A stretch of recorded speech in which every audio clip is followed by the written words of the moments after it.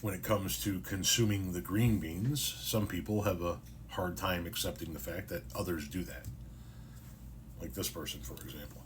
Smoke enough to forget about what you've become. Smoke enough to forget about what you've become. What have I become? I was the unwanted byproduct of a one night stand between two people that had no business meeting one another, let alone actually getting married. They got married because I was coming. They had one more child after me, and then they got divorced when I was 8. My mother then beat the shit out of me between the ages of 8 and 13 with everything she could get her fucking hands on. I ran away from my mother's home at 13, went to go live with my father. We eventually moved down to southern Indiana. I dropped out of high school 6 weeks into my sophomore year, knocked around Indiana for a little bit, came back up, knocked around Chicago for a little bit, then hit the road, first working for a carnival for a summer, and then following the Grateful Dead for the preceding or following 3 years. Living in a tent throughout most of my early 20s. I've gone from somebody who probably wasn't going to survive their fucking childhood to a young adult who was living in a tent, didn't have a mailing address, didn't have a job, lived in a fucking tent, to somebody who has been in a marriage for, in a relationship, in a marriage for 27 years. We've been married for 25 years. We've owned our own home for 20. We have 4 children. We have 2 grandchildren. We own a trucking company. We own a mobile notary company. I own a company that does content and sells merch. And we are right now sustaining off of ourselves. My wife might be going back to work soon for a different industry. We'll see. Who knows?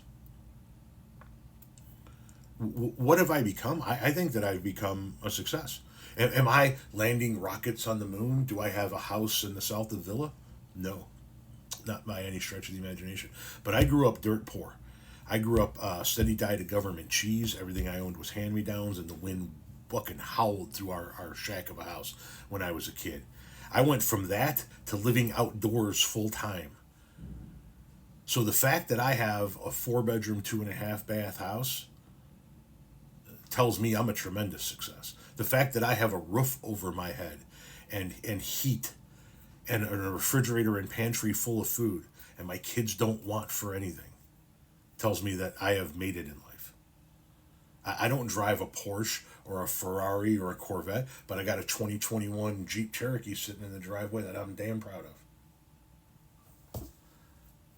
I go to bed every night on a nice soft mattress next to my loving wife, with a few of our cats surrounding us. I think I'm the luckiest man in the world. I have 4 semis out there. I didn't ever think I would own anything like a semi. I got 4 of them out there. So tell me what you think I've become, because in my eyes, I've become a success. I don't measure success by how many yachts I can own. I measure success by how much I have that other people in this world may want. You know that there are people starving in the streets right now? There are people in other continents that are starving in the middle of their villages because they can't get enough food. There are people in this country that are starving under bridges right now. There are people in this country that are going to freeze to death tonight because they have nowhere to go.